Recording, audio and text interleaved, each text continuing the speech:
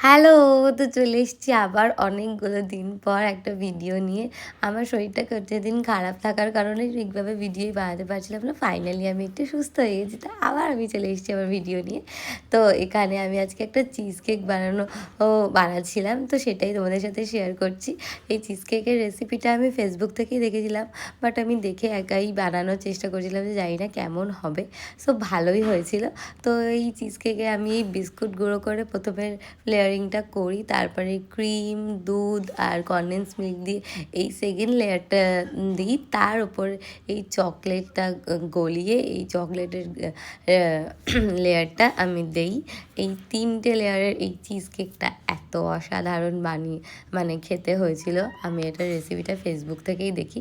তো সেখান থেকে দেখি আমি বানাই ফার্স্ট টাইম। তো ফার্স্ট টাইমে আমার খুবই ভালো হয়েছিল রেসিপিটা। তোমরাও ট্রাই করতে পারো। তো রাত্রে খাওয়া দাওয়া করে এসব বানিয়ে এইভাবেই দিন কাটিয়ে